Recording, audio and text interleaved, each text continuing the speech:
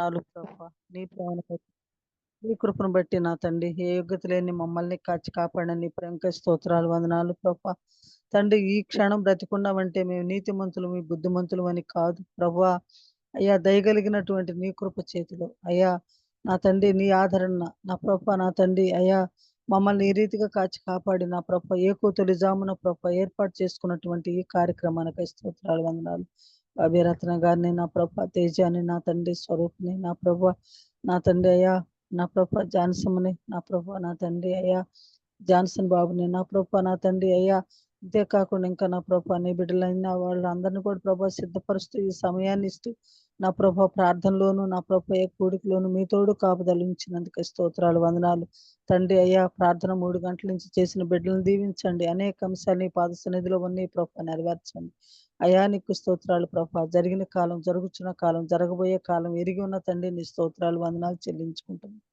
ఆ రీతిగానే నా ప్రభ నా తండ్రి పాటల్లో మీ తోడు కాపుదలించినందుకు స్తోత్రాలు ప్రమాణంలో నా ప్రభ నా తండ్రి అయ్యా మాటల అడిగిన నా ప్రభ చెప్పిన నా ప్రభ తండ్రి అయ్యా ప్రతి మాటలోనూ మీ తోడు కాపుదలించి ఈ లోకం విడిచిన నా ప్రభ చివరి క్షణం వరకు కూడా నీలో జీవించి నా ప్రభ నీ ఆలోచన తలంపులు కలిగి జీవించే జీవితం బ్రతుకు నాకు మాకు ఉంచి నేర్పించి బ్రతికించమని మనం చేసుకున్నాను ప్రభా ఈ సమయానికి నా తండ్రి వైఎస్ విమలారెడ్డి అమ్మగారిని ప్రభా ఏర్పాటు చేసుకొని వాక్యాన్ని ప్రభా అందించడానికి ఏర్పాట్లు ఉంచిన నీ ప్రేంక స్తోత్రాలు నీ కుమార్తెను ప్రభాన్ని పరిశుద్ధాత్మతోటి నింపండి ప్రభా మా ఆత్మీయ జీవితాలకు అవసరమైన విషయాలు మాతో మాట్లాడమని మనవి చేసుకుంటున్నాను అయ్యా మాట్లాడేవారు మీరు కాదు నేనన్నావు కాబట్టి ప్రభా పరిశుద్ధాత్మతోటి నీ కుమార్తె నింపి మాట్లాడమని మనవి చేసుకుంటూ నీ పాదాలు పట్టుకొని అడుగుచున్నా తండ్రి అయ్యా చేరిన బిడ్డలందరికీ స్తోత్రాలు ఇంకా చేరవలసిన బిడ్డలను కూడా త్వరపట్టి చేర్చి ప్రభా నా తండ్రి వాక్యాన్ని విని నా ప్రభ మా జీవితాలు మా బ్రతుకుల్లో ప్రభా నెమరు వేసుకొని జీవించే జీవితం బ్రతుకు నేర్పించమని మనవి చేసుకుంటూ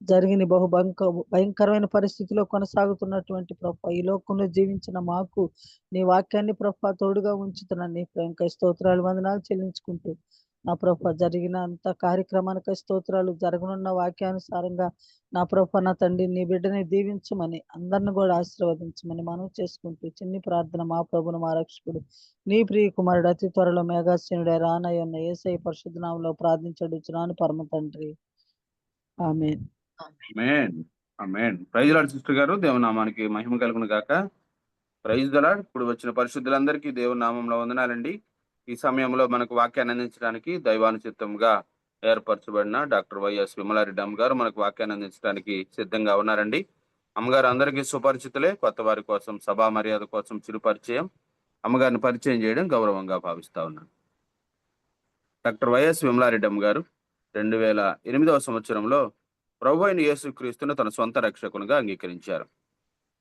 వారి జీవితం ఎడల దేవుని పిలుపునకు ప్రతిస్పందనగా సువార్తను ప్రకటించడం ప్రారంభించి పరిచర్యను మరింత ప్రభావితంగా చేయుటకు గాను సిస్టర్ విమలారెడ్డి అమ్మ garu BD MTH MA Christian studies శ్రద్ధాశక్తులతో అభ్యసించారు వారి విశిష్ట పరిచర్య మరియు నాయకత్వ పరిణతులకు గుర్తింపుగా వారు గౌరవ డాక్టరేట్ను కూడా పొందుకున్నారు ప్రస్తుతం డాక్టర్ విమలారెడ్డి అమ్మ గారు TCEEFIకు చైర్పర్సన్గా మరియు హగ్గ ఇండియాకు ఉపాధ్యక్షులుగా సేవలు అందిస్తూ ఉన్నారు మరి అంతేకాకుండా మన దివంగత ముఖ్యమంత్రి వర్యులు డాక్టర్ రాజశేఖర్ రెడ్డి గారి యొక్క ప్రియమైన సహోదరి మరి అదేవిధంగా మాజీ ముఖ్యమంత్రి వర్యులు జగన్మోహన్ రెడ్డి గారి యొక్క ప్రియమైన మేనత్తగారు అమ్మగారిని అమ్మగారి కుటుంబాన్ని దేవుడు దీవించిన విధానాన్ని బట్టి దేవునికి వందనాలండి వెల్కమ్ టు అమ్మగారు ప్లీజ్ అమ్మా థ్యాంక్ యూ జాన్సన్ గారు స్వరూప్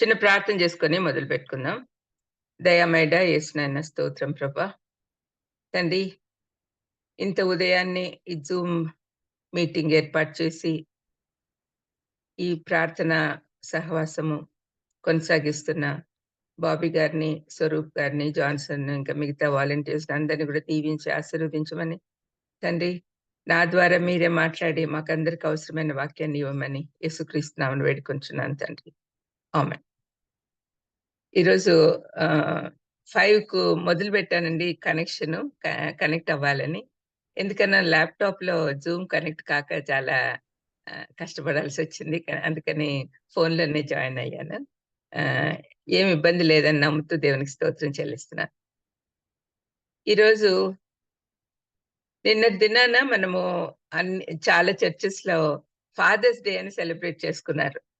మీకు ఎంతమందికి తెలుసో తెలియదు కానీ నన్ను పర్టికులర్ గా ఒక చర్చ్కి పిలిచారు కాబట్టి ఆ, నేను చెప్పగలుగుతున్నా. ఫాదర్స్ డే, ఫాదర్ మనకి ఎవరు, పరమదేవుడు తండ్రి అని పిలిచేదానికి అవకాశం ఇచ్చాడు. మన ఫాదర్ను గురించి మనం తెలుసుకోవాల్సిన అవసరం ఎంతైనా ఉంది. అయితే యేసు ప్రభు ఒక తండ్రి ప్రేమను గురించి చెప్పిన ఉపమానం ఒకటి మనకు అందరికీ తెలుసు. లూకాసు వార్త 15వ అధ్యాయంలో ఆ, మనం చూస్తూ ఉంటాం. ఇక్కడ లూకాసు వార్త బైబిల్స్ ఉన్న వాళ్ళు దయచేసి లూకాసు వార్త 15వ అధ్యాయం తీసుకోండి. ఇక్కడ నేపథ్యం ఏమంటే, ఎందుకు యేసు ప్రభు దీని గురించి చెప్పాడు అంటే, ఆయన సమస్తమైన సుంకర్లను పాపులను ఆయన దగ్గర చేరుస్తున్నారు అని చెప్పి పరిసయ్యులు శాస్త్రులు ఆ చాలా తప్పులు పడుతున్నారు. ఎందుకు వీళ్ళందరినీ పాపులను నీ దగ్గర తీసుకొస్తున్నావు అన్నట్టుగా అడుగుతుంటే, అప్పుడు ఆయన 3 ఉపమానాలు చెప్తాడు. ఒకటేమో ఒక కాపరి, గొర్రెల కాపరి 100 గొర్రెలుంటే ఒక్క గొర్రె తప్పిపోయినప్పుడు మిగతా 99ని పక్కన పెట్టి ఒక్కదాని కోసం ఎతుక్కొని అది దొరికినప్పుడు స్నేహితులతో కలిసి విందు చేసుకుంటాడు. అంటే ఒక గొర్రెల కాపరి తన పోగొట్టుకున్న గొర్రెని తీసుకొచ్చేదానికి ఎంత సంతోషపడతాడో, అదే విధంగా మారు మనసు పొందు ఒక్క పాపి విషయమే పరలోకమందు ఎక్కువ సంతోషం కలుగుతుంది అని చెప్పాడు. ఆ తర్వాత ఒక స్త్రీ 10 వెండి నాణాలలో ఒక వెండి నాణం పోతే అది దొరికిన తర్వాత దానికోసం ఆమె సంతోషపడ్డమో చూపిస్తున్నాడు. తర్వాత అదే అదే మాట మళ్ళీ అక్కడ కూడా రిపీట్ చేస్తున్నాడు. మారు మనసు పొంది ఒక పాపి విషయమై దేవుని దూతల ఎదుట సంతోషం కలుగునని మీతో చెప్తున్నాను అనెను. ఆ 2 అయిన తర్వాత ఒక ఒక మనిషి 2 కుమారులు కలిగి అంటే దీన్ని తప్పిపోయిన కుమారుడు ఉపమానము అని అంటారు. యాక్చువల్‌గా బైబిల్‌లో ఎక్కడ తప్పిపోయిన కుమారుడని రాయలేదు. తప్పిపోయి తిరిగి వచ్చినాడు. బుద్ధి వచ్చినప్పుడు తిరిగి వచ్చినాడు అని చెప్పబడింది. మరి ఈ స్టోరీ అంతా అందరికి తెలుసు. లూకా 15, 11-32 వరకు. బ్రీఫ్‌గా నేను వివరిస్తాను. ఒక తండ్రికి 2 కుమారులున్నారు. ఈ కుమారులిద్దరిలో చిన్నవాడు నా ఆస్తి నాకిచ్చేయి అని చెప్పి వాళ్ళ నాన్నని అడిగినప్పుడు, అతను ఎక్కువ ఇబ్బంది పడకుండా అతని ఆస్తి అతనికిచ్చి పంపిస్తాడు. అయితే ఈ కుమారుడు ఏం చేస్తాడు, చెడు సావాసాలు చేసి అంతా పోగొట్టుకొని ఆహ్, లాస్ట్‌కు తిండికి కూడా లేకుండా పందులు తినే తిండి తీసుకుందాం అనుకుంటే గూడా అవి గూడా అక్కడ గూడా వీలు కాక, అప్పుడు తండ్రి యొద్దకు ఒక పని మనిషిలాగా వెళ్ళిపోదాము అని అనుకున్నాడు. ఈ మాట ఎక్కడ మనం వింటూనే ఉంటాం ఎప్పుడు. 16లో వాడు పందులు తిని పొట్టుతో తన కడుపు నింపుకొని ఆశపడను గాని, ఎవడును వానికేమీయు ఇయ్యలేదు. అయితే బుద్ధి వచ్చినప్పుడు, ఈ బుద్ధి వచ్చినప్పుడు అనేది మారు మనసుకు సూచన. మనం చేసిన తప్పు తెలుసుకొని బుద్ధి వస్తుంది. బుద్ధి వచ్చినప్పుడు వాడు నా తండ్రి యొద్ద ఎంతో మంది కూలివాళ్ళకు అన్నం సమృద్ధిగా ఉంది. నేనైతే ఇక్కడ ఆకలికి చచ్చిపోతున్నాను. నేను లేచి నా తండ్రి యొద్దకు వెళ్ళి, తండ్రి నేను పరలోకమునకు విరోధంగాను నీ ఎదుటను పాపం చేసితిని అని చెప్తాను. నీ కుమారుని అని అనిపించుకోవడానికి నేను యోగ్యుడని కాదు కాబట్టి నన్ను నీ కూలి పని వాళ్ళలో ఒకనిగా పెట్టుకోమని అడుగుతానని చెప్పి వెళ్తాడు ఆయనకి. వెళ్ళాలని నిశ్చయం చేసుకుంటాడు. వెళ్తాడు. వెళ్తూనే దూరం నుంచే తండ్రి ఇతన్ని చూసి పరిగెత్తుకొని వచ్చి కావులించుకొని, ముద్దు పెట్టుకొని ఇంట్లోకి తీసుకెళ్ళి పనోళ్ళకి అప్పచెప్పి ఇతన్ని శుభ్రం చేసి ఉంగరం తొడిగించండి, పాదరక్షలెయ్యండి, మంచి బట్టలేసేయండి.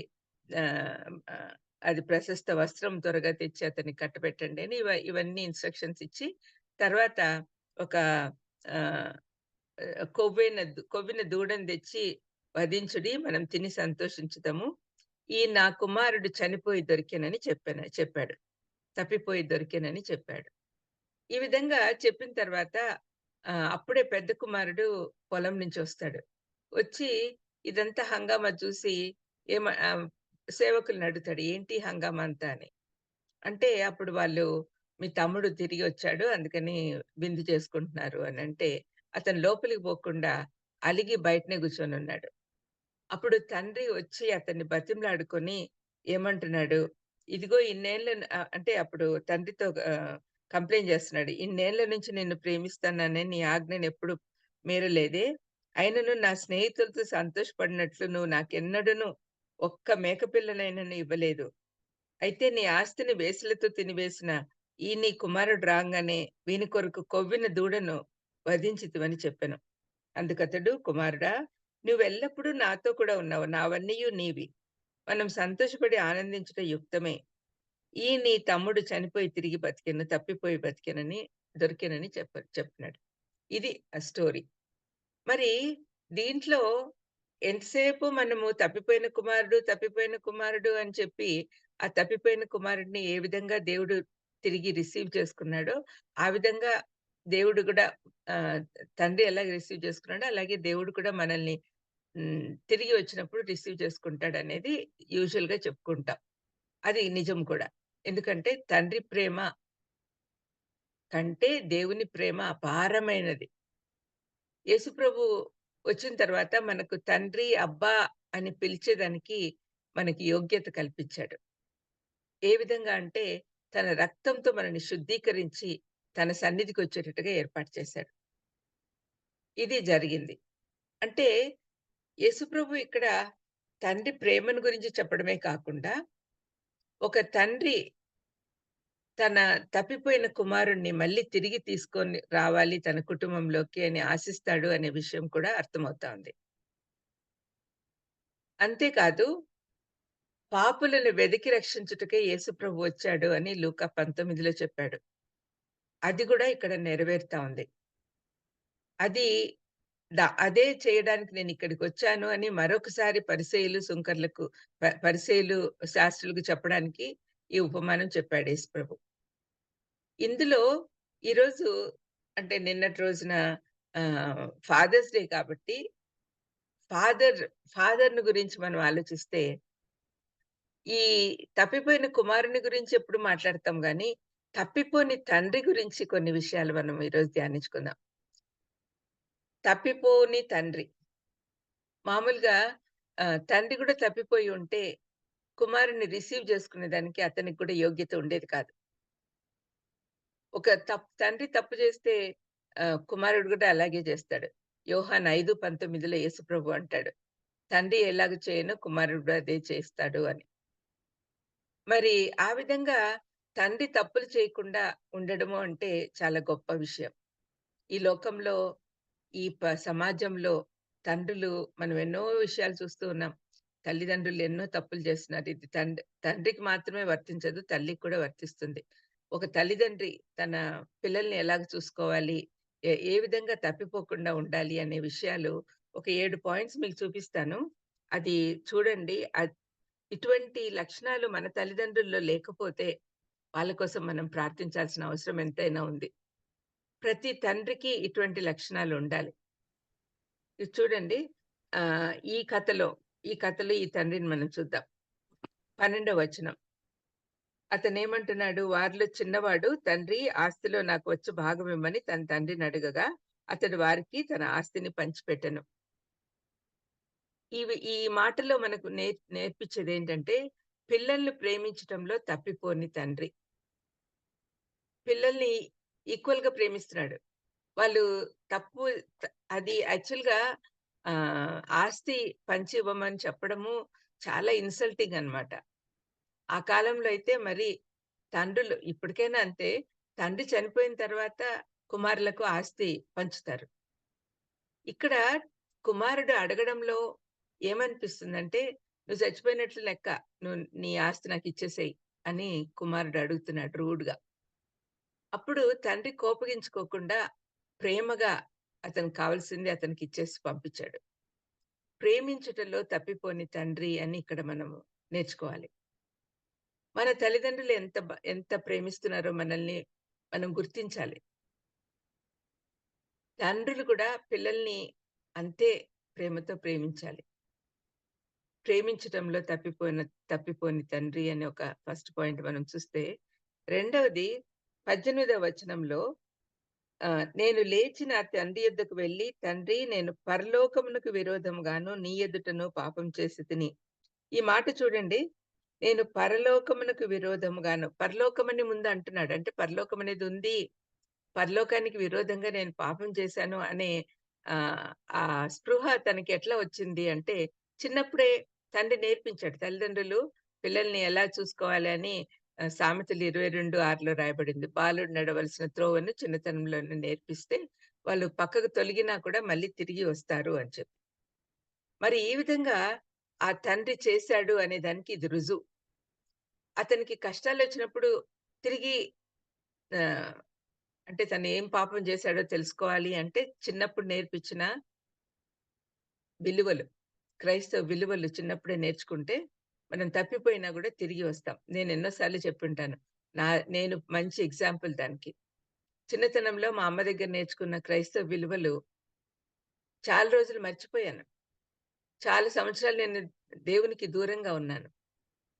అయితే అప్పుడు పడిన ఫౌండేషన్ వల్ల ఈనాడు మీ ఎదుట నిలబడగలిగాను. దాదాపు 55 సంవత్సరాలు మొదటి 5, 6 సంవత్సరాలు అమ్మ దగ్గరున్నా. అప్పుడు పడిన విత్తనం అది అట్లాగే ఉండిపోయింది పెరగకుండా. కానీ తిరిగి వచ్చిన తర్వాత దేవుడు దాన్ని ఫలింపజేస్తూ ఉన్నాడు. మరి ఈ విధంగా మనం కూడా తప్పిపోని తండ్రుల్లాగా, తప్పిపోని తల్లిదండ్రుల్లాగా ఉండడం మనకు అవసరం. పిల్లల్ని సరైన మార్గంలో పెంచడంలో తప్పిపోని తండ్రి అని మనం రెండో పాయింట్‌గా అనుకోవచ్చు. పిల్లల్ని సరైన మార్గంలో పెంచడంలో తప్పిపోని తండ్రి. చాలా మంది అంటే యాక్చువల్‌గా ద్వితీయోపదేశకాండం 6వ అధ్యాయము 6వ వచనంలో మోషే తండ్రులకే చెప్తూ ఉన్నాడు. మీ పిల్లల్ని జాగ్రత్తగా చూసుకోండి. దేవుడు చేసిన మేళ్ళు మర్చిపోకుండా ఉండడానికి వాళ్ళకి ధర్మశాస్త్రం బోధించండి. వాళ్ళు నడుస్తున్నప్పుడు, తింటున్నప్పుడు, తాగుతున్నప్పుడు ఎక్కడున్నా గూడా వాళ్ళకి దేవుని వాక్యం చెప్పండి అని మోషే చెప్తాడు. మరి ఆ విధంగా ఆలోచిస్తే తండ్రులకి ఎక్కువ బాధ్యతుంది. ఈ కాలంలో తండ్రుల కంటే తల్లులే ఎక్కువ బాధ్యత తీసుకుంటున్నారు. ఆహ్, తండ్రులు పెద్దగా పట్టించుకోవాల్సినంతగా పట్టించుకోవట్లే చాలా కుటుంబాల్లో. తల్లులు చూసుకుంటారులే అన్నట్టుగా ఉంది. కానీ తండ్రులు కూడా ఇంటర్ఫియర్ అవ్వాలి. ఇద్దరు కలిసి చేస్తేనే ఏదైనా గూడా చక్కగా జరుగుతది. మరి మూడో పాయింట్ ఏంటంటే 20వ వచనము మొదటి భాగం. వాడింకా దూరంగా ఉన్నప్పుడు తండ్రి వానిని చూసి అంటే నిరీక్షణలో తప్పిపోని తండ్రి. తాను చిన్నప్పుడే విలువలు నేర్పించాడు కాబట్టి తిరిగి తన కుమారుడు వస్తాడనే ఆశ, నిరీక్షణ అది కలిగి ఉన్న తండ్రి ఇతను.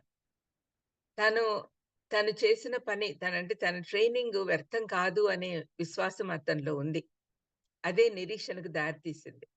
నిరీక్షణ కలిగిన తండ్రి, నిరీక్షణలో తప్పిపోని తండ్రి అని మనం అనుకోవచ్చు.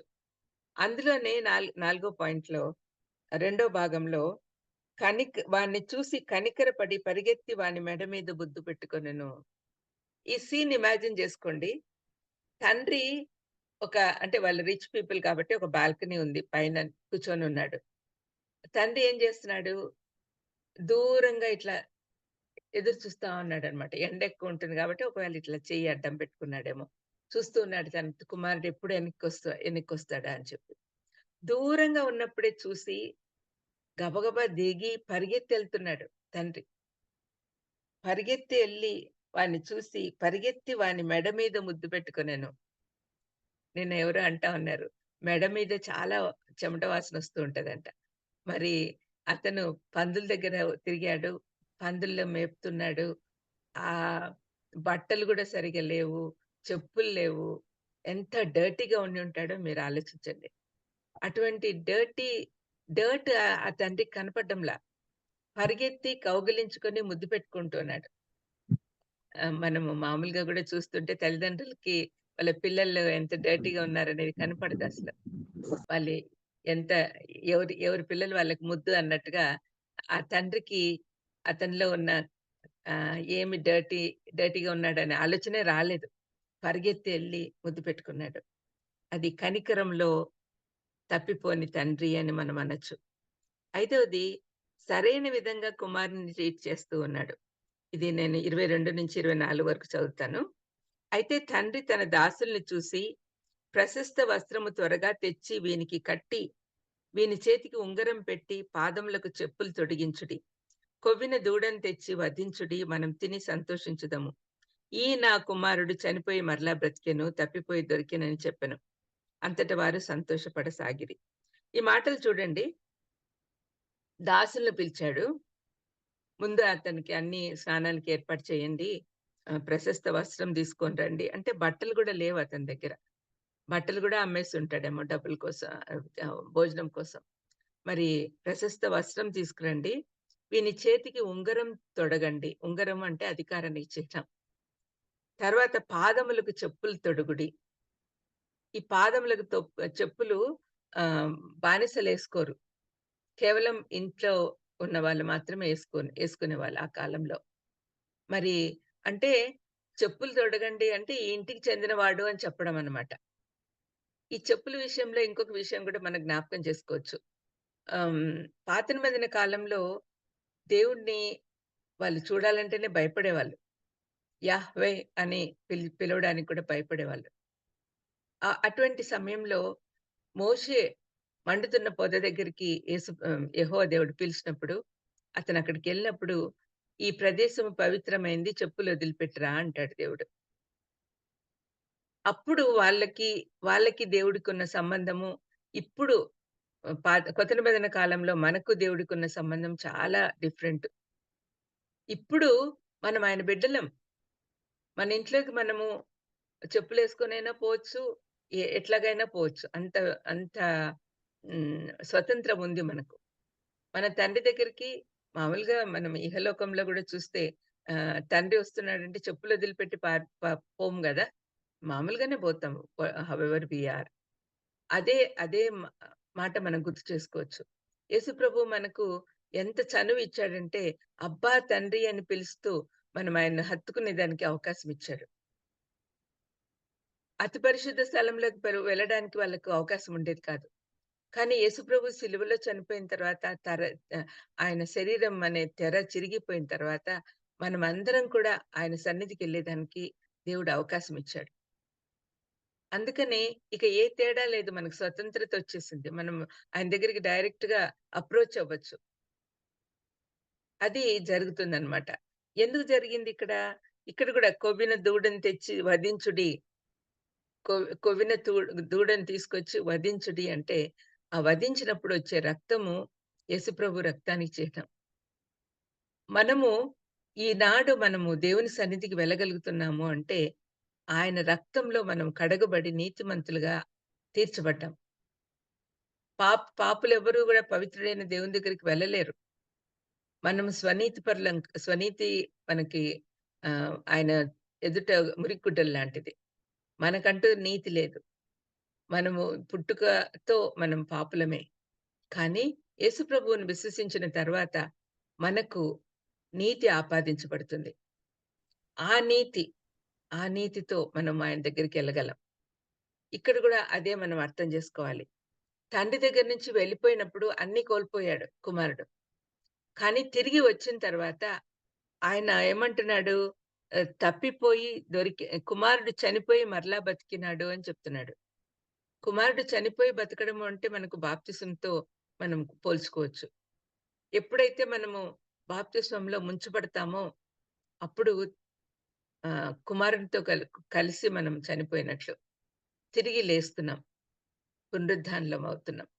మరి ఈ విధంగా మనం ఆలోచిస్తే ఆ కుమారుడు కూడా తప్పిపోయి దొరికిన తర్వాత, చనిపోయి తిరిగి లేచిన తర్వాత నూతన జీవితం. అతను చేసిన తప్పులన్నీ అతనికి తెలిసినాయి. తండ్రి ఆ విధంగా యాక్సెప్ట్ చేస్తున్నాడు. కేవలం ఆయన్ని ఇంట్లోకి రానివ్వడమే కాకుండా, అతనికి సమస్త మర్యాదలు చేసి, ఒక కుమారునికి ఇవ్వాల్సిన స్టేటస్ ఇచ్చి, అతన్ని తిరిగి తన దగ్గరికి తీసుకుంటూ ఉన్నాడు. ఎంత గొప్ప విషయం చూడండి. మరి ఈ విధంగా సరైన విధంగా కుమారుడిని ట్రీట్ చేయడంలో తప్పిపోని తండ్రి. 6వ పాయింట్ ఏంటంటే, కుమారులిద్దరిని ఒకేలాగా చూసుకుంటున్నాడు. అక్కడ 28లో అయితే అతడు కోపపడి లోపలికి అంటే పెద్ద కుమారుడు కోప్పడి లోపలికి వెళ్ళనొల్లకపోయెను గనక, అతని తండ్రి వెలుపలికి వచ్చి లోపలికి రమ్మని బతిమాలుకొనెను.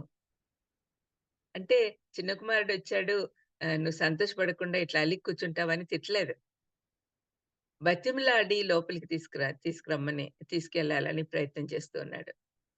ఇద్దరు కుమారులను ఒకేలాగా చూసుకోవడంలో తప్పిపోని తండ్రి. ఇద్దరు కావాలి తనకి.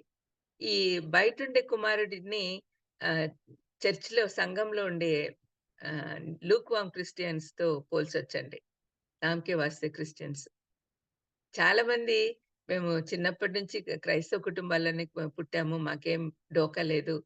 మేము దేవుని సన్నిధికి ఎట్లాగైనా వెళ్ళిపోతాము అని అనుకునే వాళ్ళు చాలా మంది ఉన్నారండి. మరి అది కాదు దేవుడు కోరుకునేది. ఎప్పటికప్పుడు నూతనపరచబడాలి. ఆహ్, తమ్ముడు తిరిగి వస్తే సంతోషించాల్సింది పోయి అలిగి కూర్చున్నాడు అంటే అతనికి ఇంకా స్పిరిచ్యువల్ మెచ్యూరిటీ రాలేదనే అర్థం. ఇహలోక పరంగానే ఆలోచిస్తున్నాడు. నా స్నేహితులతో విందు చేసుకుంటాను, ఒక గొర్రెపిల్లని తీసుకుంటాను అంటే తండ్రి ఏమన్నా వద్దంటాడా? కానీ అతనికి అంత చనువు ఏర్పడలేదు తండ్రితో ఉంటూ ఉన్నా కూడా.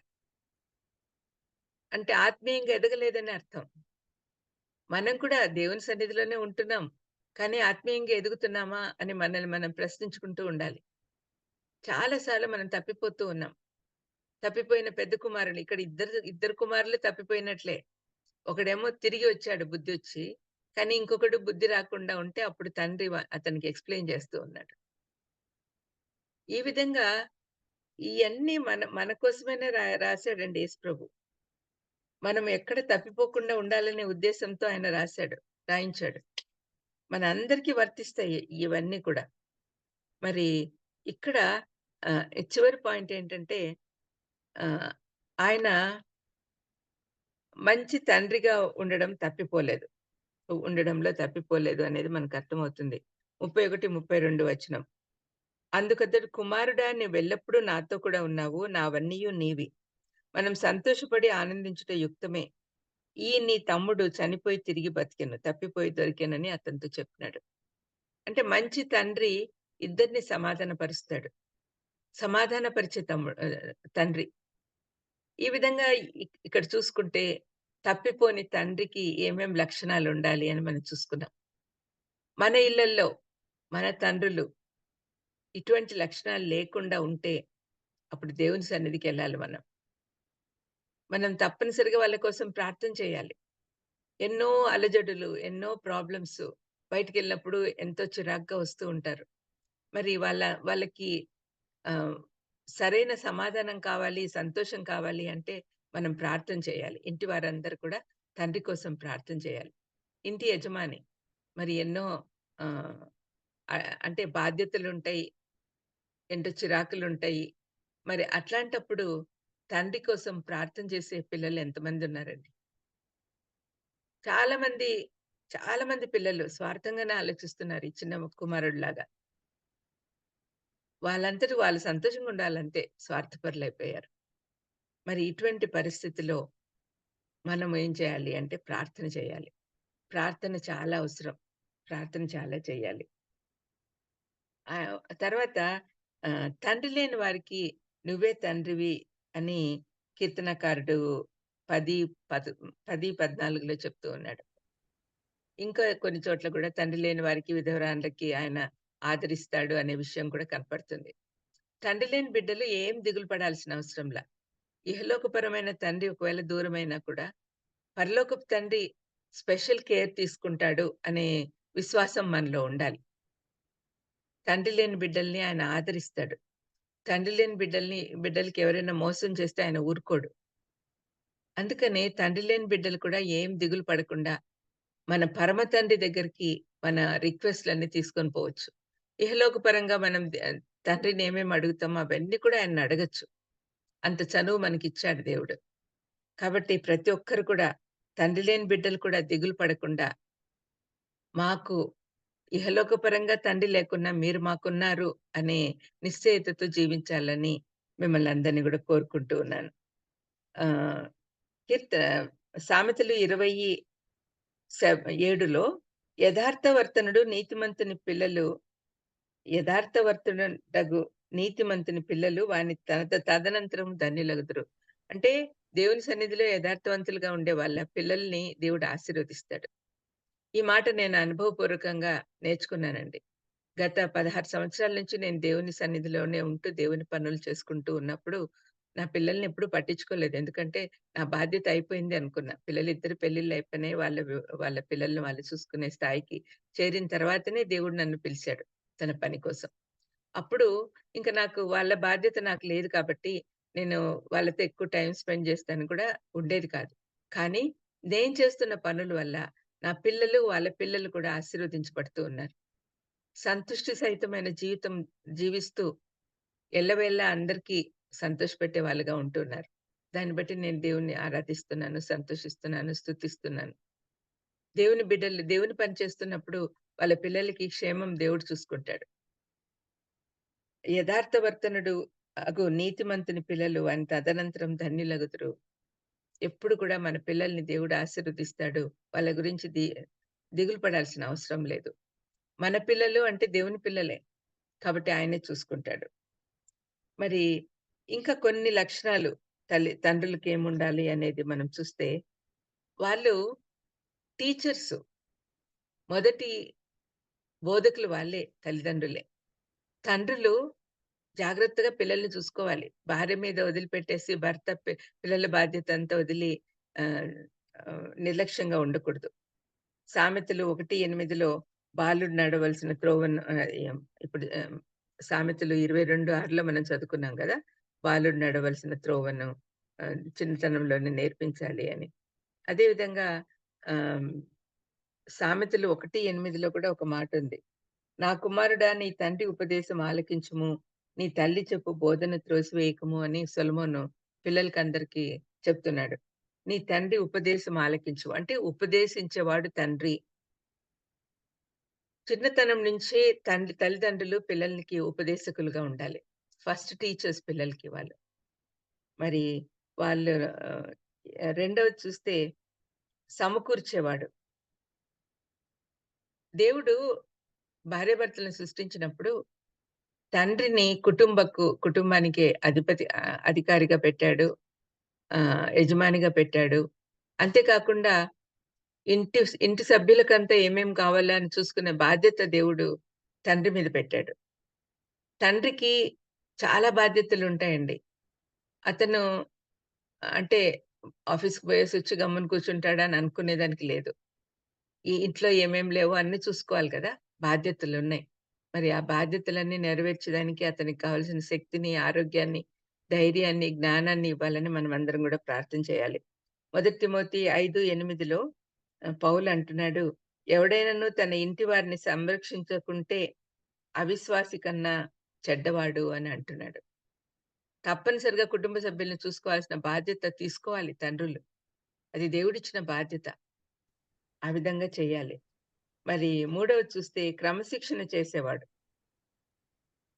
కుమారుని ప్రేమించువాడిని వాడిని శిక్షించును అని రాయబడింది. ఈ డిసిప్లిన్ అనేది చాలా మందికి నచ్చదండి. పిల్లలకి నచ్చదు. అంతేకాకుండా ఇప్పుడు అమెరికా లాంటి దేశంలో ఇక్కడ గూడా మొదలైంది. పిల్లల్ని కొడితే కూడా వాళ్ళు పోయి పోలీస్ కంప్లెయింట్ ఇస్తున్నారు. అప్పుడు తల్లిదండ్రులు వేరే దేశాల్లో అయితే అరెస్ట్ కూడా చేస్తారు. మరి ఇటువంటి భయంకరమైన పరిస్థితిలో ఉన్నప్పుడు ఏం జేయాలి? ఎలాగ వాళ్ళని ట్రీట్ చేయాలి? బెత్తం వాడకపోతే వాడు సరైన విధంగా రాడు అని బైబిల్ జెప్తుంది. మరేమో ఇక్కడ ఇహలోక పరంగా అయితే బెత్తం వాడగూడదు అంటున్నారు. మరి తండ్రులు ఏం జేయాలి? మంచి మాటలతోనే వాళ్ళని మంచి మార్గంలో పెట్టాలి. తప్పుడు మార్గంలో పోకుండా వాళ్ళని సంరక్షించాలి. ఇప్పుడు ఇంకా ఎక్కువ. అంటే దెబ్బలు కొట్టకుండా వాళ్ళని సరైన మార్గంలో పెట్టాలి అంటే ఇట్స్ ఎ టఫ్ జాబ్. అది ఛాలెంజ్ అన్నమాట. ఆ ఛాలెంజ్ తండ్రులు తీసుకోవాలి. తర్వాత నాలుగో పాయింటు దేవుని మాదిరిగా జీవించాలి. యేసు ప్రభు వలె మనం ఆయన స్వరూపంలోనికి మారాలి కాబట్టి తండ్రులు కూడా తండ్రి అయిన దేవుడు మనల్ని ఎలా చూసుకుంటున్నాడో ఆ విధంగా తన పిల్లల్ని చూసుకునేదానికి నేర్చుకోవాలి. 2 కొరింథీ 2, 3 వచనాల్లో మనం చూస్తే మనుషులందరూ చదువుకొనుచున్న మా పత్రిక మీరే కాదా అంటున్నాడు పౌలు. అంటే మనం నడిచే పత్రికలం గావాలి. మనం ఎక్కడున్నా కూడా సువార్థికులుగా కావాలి. మనం మంచి మాదిరి బిడ్డలుగా ఉండాలి. తల్లిదండ్రులందరూ కూడా మాదిరిగా ఉన్నప్పుడే పిల్లలు వాళ్ళని చూసి నేర్చుకుంటారు. తండ్రి ఏం చేయనో కుమారుడు అలాగే చేయను అంటే అది నిజమైతే అంటే మంచిగా ఉండే తండ్రిని ఫాలో అవుతుంటే చాలా బాగుంటుంది వాళ్ళ జీవితాలు. ఒకవేళ ఆయన తాగుబోతో లేకపోతే స్మోకింగ్ చేస్తాడు. ఇట్లాంటియన్నీ పిల్లలు కూడా నేర్చుకుంటే చాలా కష్టం. యాక్చువల్‌గా ఒక పాయింట్ తండ్రులందరూ గుర్తుంచుకోవాల్సింది, మీరు చెడు మార్గంలో పోతుంటే పిల్లల్ని క్రమశిక్షణలో పెట్టేదానికి మీకు యోగ్యత రాదు. తండ్రులు ఎప్పుడైనా చెడ్డ పనులు చేస్తూ ఉన్నప్పుడు, వాళ్ళ పిల్లలు చూడకుండా ఉండేదానికి ప్రయత్నం చేయాలి. అంటే భార్యతో కొట్లాడినప్పుడు గానీ, ఏదన్నా తప్పులు చేసేటప్పుడు గానీ, అబద్ధాలు చెప్తూ ఉంటే గానీ, పిల్లలు గమనించకుండా ఉండాలి అని ప్రార్థన చేయాలి. ఒకవేళ మీరు తప్పు చేస్తున్నా కూడా. ఎందుకంటే తప్పనిసరిగా పిల్లలు ఫాలో అవుతారు. మా నాన్న చేస్తుంటే తప్పు కాదా అనుకుంటారు. ఒక ఒక ఇన్సిడెంట్ చిన్నది గుర్తొచ్చింది. ఒక తండ్రికి స్కూల్ నుంచి కంప్లెయింట్ వచ్చిందంట. ఆహ్, వేరే వాళ్ళ బ్యాగ్స్‌లో నుంచి ఇరేజర్స్, పెన్సిల్స్, నోట్ బుక్స్ అట్లాంటియన్నీ దొంగతనం చేస్తున్నాడు అని. అప్పుడు వాళ్ళ ప్రిన్సిపల్ కంప్లెయింట్ చేస్తే ఇంటికొచ్చాక తండ్రి అంటున్నాడు, ఆహ్, "ఏంట్రా నువ్వు నాకు చెప్పొచ్చు కదా! మా ఆఫీస్‌లో నుంచి బోలెడన్ని తెచ్చిచ్చేవాడిని. నువ్వేమో తోటి పిల్లల దగ్గర ఎందుకు తీసుకుంటావు? నన్నడుగు ఏమన్నా కావాలంటే నేను ఆఫీస్ నుంచి తెచ్చిస్తానన్నాడంట. మరి ఆఫీస్ నుంచి తెచ్చివ్వడం అంటే అది దొంగతనం కాదా? మీరే ఆలోచించండి. అలాంటి తండ్రులున్న ఈ లోకంలో మంచి మాదిరి తండ్రిగా ఉండడం అంటే ఇట్స్ నాట్ ఈజీ. ఛాలెంజ్ అన్నమాట. ఇట్లాంటి ఛాలెంజ్‌లు చాలా ఉంటాయి తండ్రులకి. మరి ఆ విధంగా మీరు ఉంటూ మంచి మాదిరిగా జీవించాలి. ఇంకొకటి తండ్రులు గుర్తింపునిచ్చేవాళ్ళు. అంటే ఆహ్, పిల్లలు పుట్టిన తర్వాత తండ్రి పేరే పెట్టుకుంటారు గదా! ఇనీషియల్ అదే పెట్టుకుంటారు. పలానా వాళ్ళ కొడుకు అని చెప్తారు. సన్ ఆఫ్ అని అంటారు. డాటర్ ఆఫ్, సన్ ఆఫ్ అని. అంటే తండ్రి పేరే రాస్తారు. మన అడ్రెస్‌లిచ్చేవాడు తండ్రి. మనకు అడ్రెస్ ఇచ్చేవాడు తండ్రి. మరి ఆహ్, తండ్రి లేని వారికి తండ్రి అంటే ఆహ్, అంటే తప్పిపోయిన కుమారుడిని తిరిగి దత్తత చేసుకున్నట్టుగా అన్నమాట. అంటే అడాప్ట్ చేసుకోవడం. తిరిగి వచ్చిన తర్వాత తండ్రి అతన్ని ఎంత ప్రేమగా చూసుకుంటున్నాడు. హత్తుకున్నాడు, ముద్దు పెట్టుకున్నాడు, కొత్త బట్టలిచ్చాడు, ఉంగరం ఇచ్చాడు, ప్రశస్త వస్త్రాలిచ్చాడు. ఆహ్, ఒక గొర్రెపిల్లని వధించాడు కొవ్విన దూడను. ఇవన్నీ కూడా ఎందుకు చేశాడంటే, తిరిగి వచ్చిన సంతోషం అన్నమాట. అది తండ్రి మాత్రమే చేయగలడు. తర్వాత సమృద్ధినిచ్చేవాడు. తప్పిపోయిన కుమారుడు ఏమనుకుంటాడు, మా తండ్రి ఇంట సమృద్ధి ఉంది. మా తండ్రి ఇంట ఆహ్, అది 17వ వచనం. నా తండ్రి యొద్ద ఎంతోమంది కూలివాన్లకు అన్నం సమృద్ధిగా ఉంది. నేనైతే ఇక్కడ ఆకలికి చచ్చిపోచున్నాను. అంటే సమృద్ధి ఇచ్చేవాడు తండ్రి. సమకూర్చేవాడు తండ్రి. అడ్రెస్ ఇచ్చేవాడు. గుర్తింపిచ్చేవాడు తండ్రి. అన్ని విషయాల్లో గూడా తండ్రి చాలా బాధ్యతలు తీసుకుంటాడు. అందుకని ఈ తండ్రుల దినము మామూలుగా తల్లుల దినమైతే బాగా గ్రాండ్‌గా జేసుకుంటారు గానీ, తండ్రుల దినము పెద్దగా పట్టించుకోరు. కానీ ఇంటి యజమానిగా తండ్రికి ఎన్ని బాధ్యతలున్నాయో, అతని కోసం ప్రార్థన జేసే బాధ్యత మన మీద ఎక్కువగా ఉంది అనే విషయం కూడా మనం గుర్తించాలి. ఇంకా 2 ఎగ్జాంపుల్స్ చెప్పి ముగిస్తాను. ఆహ్, అబ్రహాం. అబ్రహాం మంచి తండ్రి అండి. ఎందుకంటున్నానంటే హ్మ్. 10 ఆయనని పిలుపు అయిన తర్వాత 25 సంవత్సరాలు ఎదురు చూసాడు ఇస్సాకుని కనడానికి. అంటే దేవుడి వాగ్దానం నెరవేరుతుంది అనే విశ్వాసంతో ముందుకు పోయాడు. అబ్రహాం విశ్వాసులకు తండ్రి అని ఆహ్, పేరు గూడా తెచ్చుకున్నాడు. అయితే ఈ అబ్రహాము వాళ్ళ ఇంటి వారందరిని గూడా తన పిల్లలుగా అనుకోని చక్కగా వాక్యం నేర్పించాడు. ఎలియాజరును ఇస్సాకుకు భార్యను తీసుకురమ్మని పంపించినప్పుడు ఎలియాజరు ఏం చేశాడు? వెళ్ళిపోయి ఆ ఊర్లో ఎంటర్ అవ్వకముందు తనతో పాటు ఒంటెలను గూడా చేసి ప్రార్థన జేసుకున్నాడు. అయ్యా! దేవా! నా యజమాని కోసం సరైన భార్య కోడల్ని తీసుకురమ్మని చెప్పు. నా దగ్గరికి పంపించు అని దేవుడిని అడిగాడు. వెంటనే దేవుడు పంపించాడు. అంటే ఒంటెలతో సహా మనము పెట్స్ ఉంటే ఇంట్లో ప్రార్థన చేస్తుంటే అవి గూడా వచ్చి కూర్చుంటాయండి. మరి ఆ విధంగా ఆహ్, వాళ్ళ ఒంటెలకు కూడా ట్రైనింగ్ ఇచ్చాడన్నమాట. సర్వెంట్స్ అందరూ గూడా ప్రార్థన చేసేవాళ్ళే. అట్లనే పిల్లల్ని గూడా పెంచాడు. ఆహ్, ఇప్పుడు ఆహ్, పెద్ద కొడుకు ఇష్మాయేల్‌ని పంపించేసినప్పుడు ప్రార్థన చేసేది. అతను మొరపెట్టగా దేవుడు ఆలకించాడు అని రాయబడింది. అతని మొర విన్నాడు. అంతే కాకుండా ఇస్సాకును గమనించండి.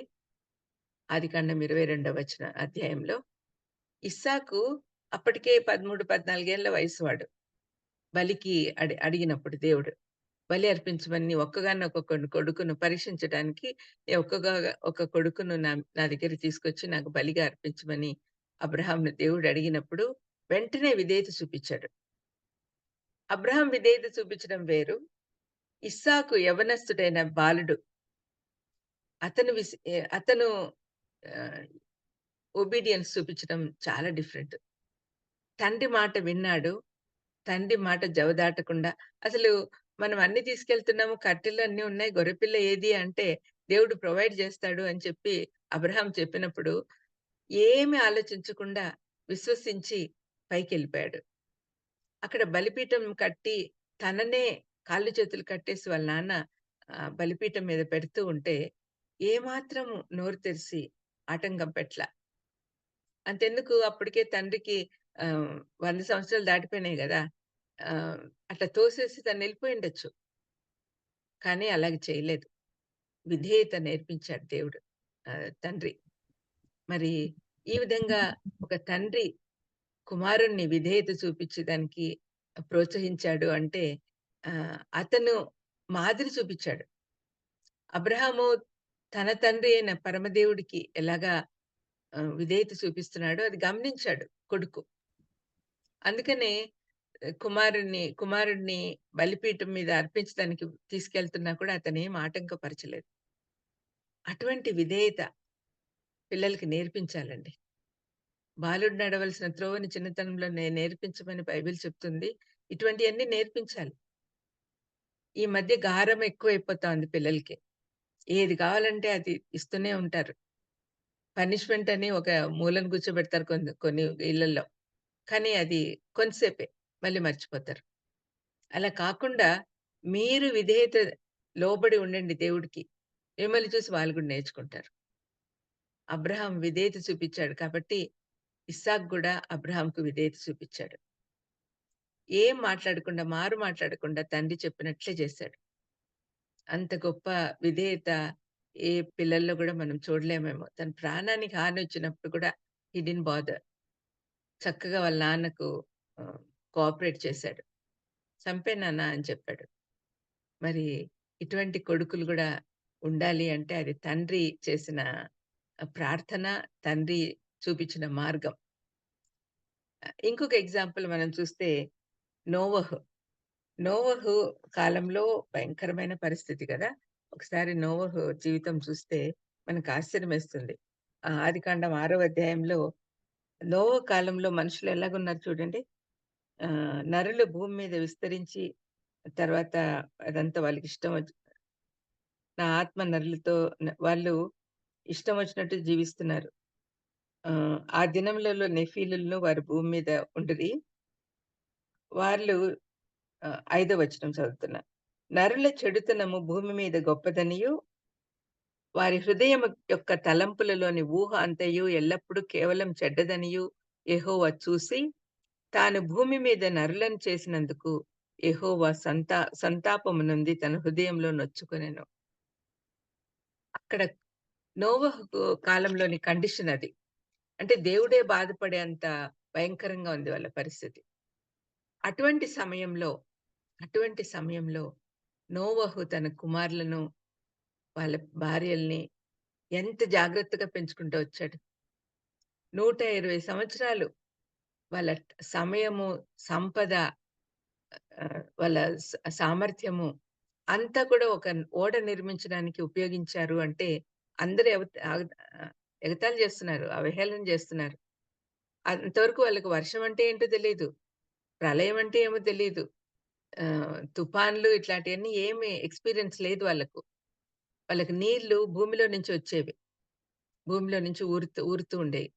అటువంటి పరిస్థితుల్లో వర్షమొస్తుంది, ఆకాశం వర్షం కురిపిస్తుంది, నీళ్లొచ్చేస్తాయి, జలప్రళయం వస్తుంది, అందరం చచ్చిపోతాం, అందుకని ఓడ కట్టుకుంటున్నాము అని నోవహు కొడుకులు అన్నారు అంటే, ఎంత అవమానకరంగా, ఎంత ఎగతాళిగా మాట్లాడతారు చుట్టుపక్కల వాళ్ళు. వీళ్ళకి పిచ్చి పట్టింది అనుకుంటారు. అది ఒక్క రోజు, 2 రోజులు కాదు. 120 సంవత్సరాలు వాళ్ళు కట్టారు. అంత ఓర్పు, అంత సహనము నోవహు తన కుమారులకు నేర్పించాడు అంటే, ముందు తను చేసి చూపిచ్చాడు. విధేయత, ప్రేమ, అభిమానం, గౌరవం ఇవన్నీ కుటుంబంలో ఉండేదానికి కారణం తండ్రి. తండ్రి తల్లిని ఇల్ ట్రీట్ చేశాడనుకోండి, పిల్లలు గూడా అలాగే చేస్తారు. తండ్రిని అవమానకరంగా చూస్తే పిల్లలు గూడా అదే చేస్తారు. అందుకనే తల్లిదండ్రులు ఇద్దరు కూడా మాదిరిగా ఉండాలి. నోహు నోవహు తన కుమారులని ఎంత జాగ్రత్తగా పెంచాడు. అందుకనే వాళ్ళు మాత్రమే సేవ్ అయ్యారు. మనం ఎప్పుడు కూడా దేవుని దేవుని మాటలు పాటిస్తే తప్పనిసరిగా తల్లిదండ్రులకు విధేయత చూపించాలి. వాళ్ళని గౌరవించాలి. తండ్రి కూడా గౌరవం పొందేదానికి అర్హత సంపాదించుకోవాలి. ఆ విధంగా నోవహు చేసి తనను, తన కుటుంబాన్ని రక్షించుకున్నాడు. మూడవ ఎగ్జాంపుల్ యోబు. యోబు తన కుమారులని ఎంత జాగ్రత్తగా చూసుకున్నాడండి. యోబుని గురించి ఆలోచిస్తే చాలా ఆశ్చర్యమేస్తది.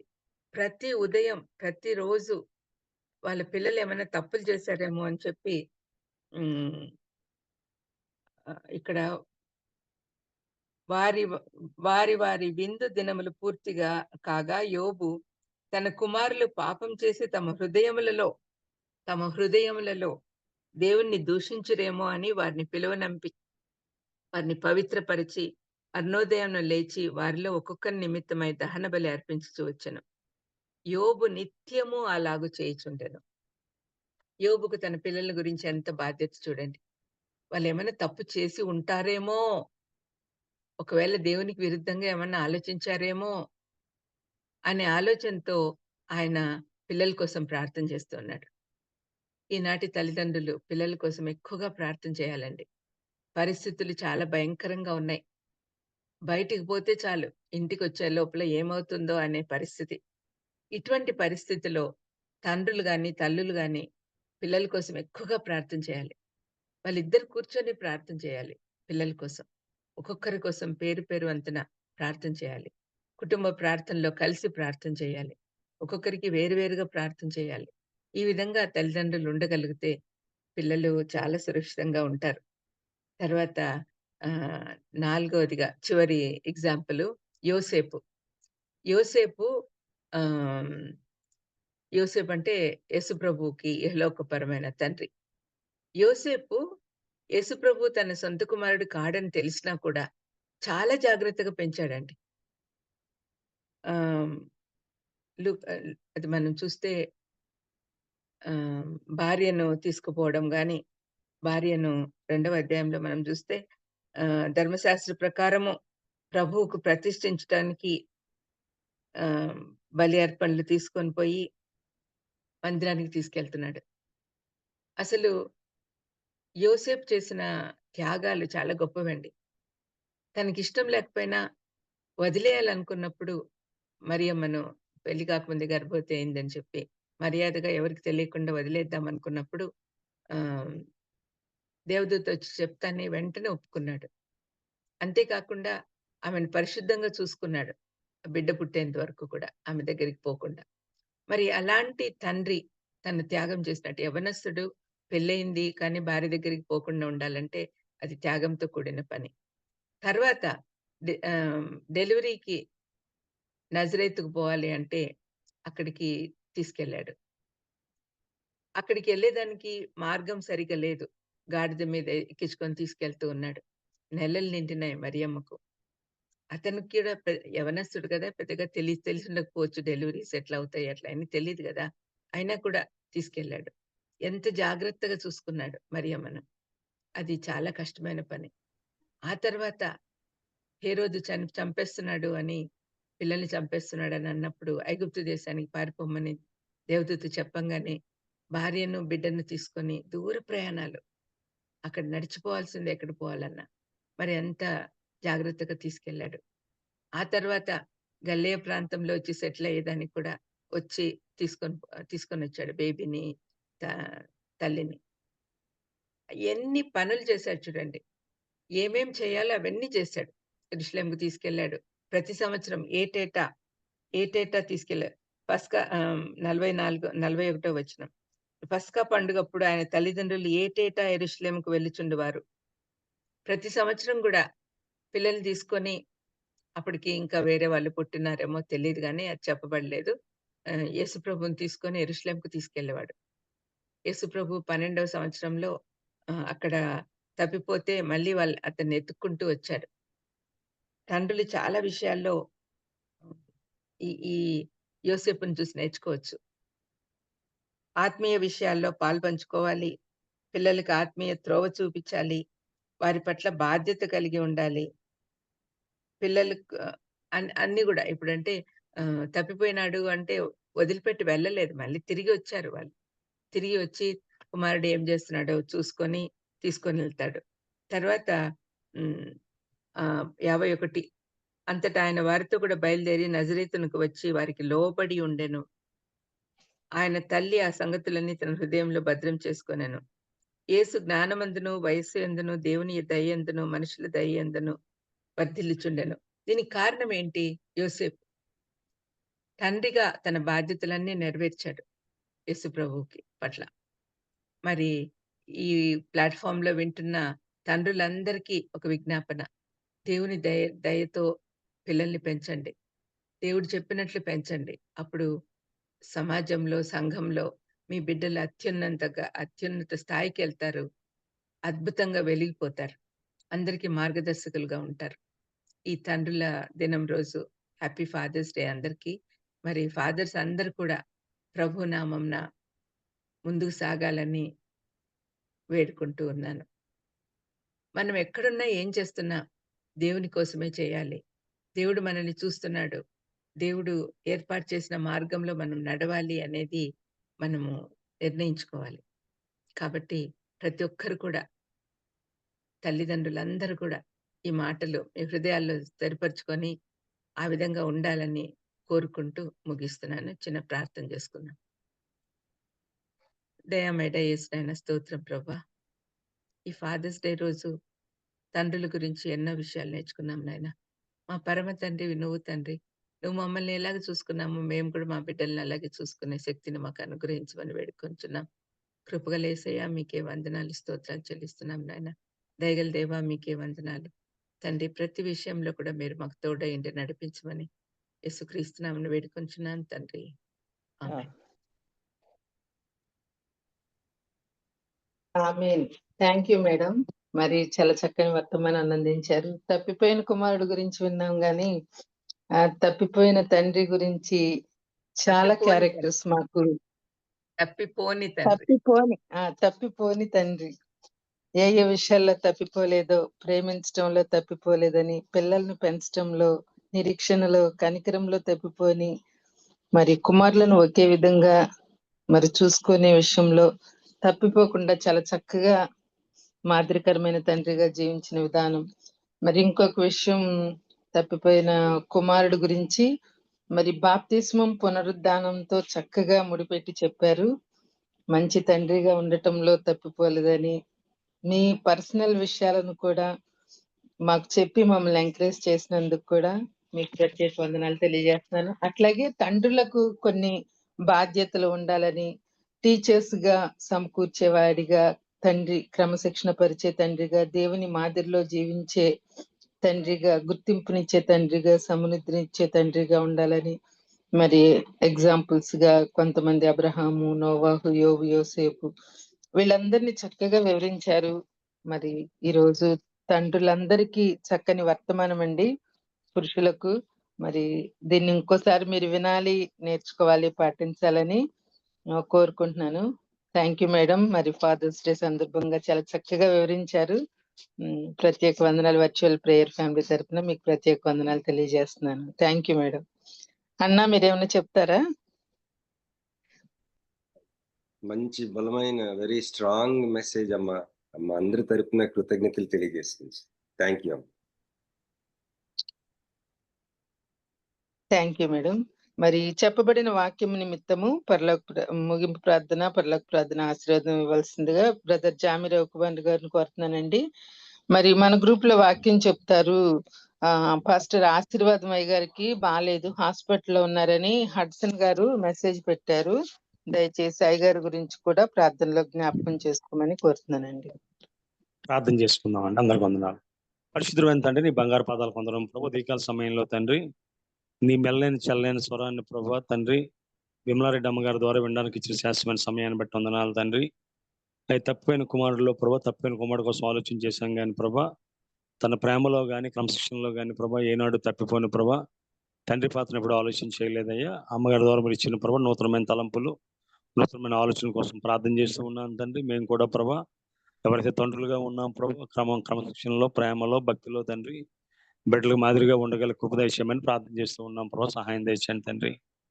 మా వ్యక్తిగత జీవితాల్లో మేము తప్పిపోయిన కుమారులుగా ఉన్నప్పుడు తండ్రి నువ్వు తప్పిపోని తండ్రిగా ఉండి ప్రభా మా పట్ల నువ్వు చేసిన సమస్తమైన కార్యాలను బట్టి ఉపకారాలను బట్టి దీవెనలను బట్టి అదేవిధంగా తండ్రి ప్రభా కోల్పోయిన అన్నింటినీ ప్రభా తిరిగి ఇచ్చిన అవకాశాన్ని బట్టి వందనాలు చెల్లిస్తున్నాను తండ్రి. మేము తండ్రి ప్రభా నువ్వు ఇచ్చిన కృపలో ప్రభా బలంగా స్థిరంగా ఉండి ప్రభా ఇంకేనాడు ప్రభా తప్పిపోకుండా స్థిరంగా ఉండగల భాగ్యం మాకు దయచేయమని ప్రార్థన చేస్తున్నాను. అమ్మగారిని ప్రత్యేకంగా దీవించండి. ఇంకా అనేక స్థలాల్లో బహుబలంగా వాడబడడానికి కృపించమని మంచి ఆరోగ్యంతో నింపమని ప్రార్థన చేస్తున్నాను తండ్రి. అదేవిధంగా ప్రభా తండ్రి సమానంలో ప్రభా ఆశీర్వాదం గారు ప్రభా అయ్యా తండ్రి మా గ్రూపులో అనేకమైన అద్భుతమైన తండ్రి సందేశాలు ఇచ్చారు తండ్రి. నేను బిడ్డని చేతుల్లో పెడుతున్నాను తండ్రి. సహాయం తెచ్చాను ప్రభా. అయ్యా గాయం చేయవాడు గాయం మానిపాడు నువ్వే ప్రభా. ఆనాడు యోబు చుట్టే విధంగా ప్రభా కంచి వేసావో అయ్యా సాతాను ప్రభా నీ సాతాను చేతిని కానీ వేణుని కానీ ప్రభా యోగుని తాకొద్దనే విధంగా ఆజ్ఞాపించావు ప్రభా. యోగ బిడ్డని చేతికి అప్పగిస్తూ ఉన్నాను తండ్రి. సహాయం దేశాన్ని తండ్రి. బిడ్డ క్షేమంగా ప్రభా అయ్యా తిరిగి ఆరోగ్యం పొంది ప్రభా తన స్వరాన్ని తన సమస్తాన్ని ప్రభా నీ సేవలో వాడబడగలిగే కృప దయచేయండి ప్రభా. నీ ఉమ్ములో స్వస్థత ఉంది ప్రభా, నీ మాటలో స్వస్థత ఉంది, నీ వస్త్రంలో స్వస్థత ఉంది, నీ తాకిడిలో స్వస్థత ఉంది, నీ వాక్యంలో స్వస్థత ఉంది ప్రభా. నీ వాక్ని నంపి బిడ్డను స్వస్థపరిచి దేవతను ప్రభా సంపూర్ణ ఆరోగ్యంతో నింపమని ఇంకా బహుబలంగా వాడుకోమని. అదేవిధంగా ప్రభా ప్రతిరోజు విధంగా వాక్యం వినడానికి తండ్రి ఈ ప్లాట్ఫామ్ ఏర్పాటు చేసిన బాబు రత్నాకర్ గారిని వారి కుటుంబాన్ని సంస్థను దీవించాను ప్రభా.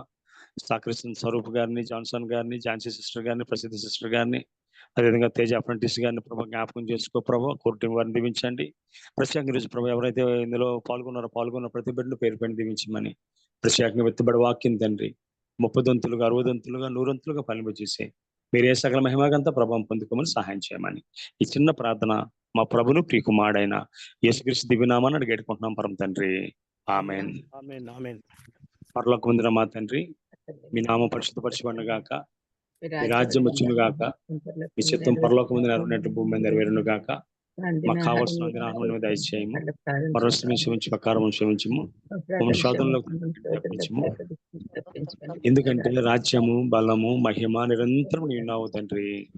ఆమేన్.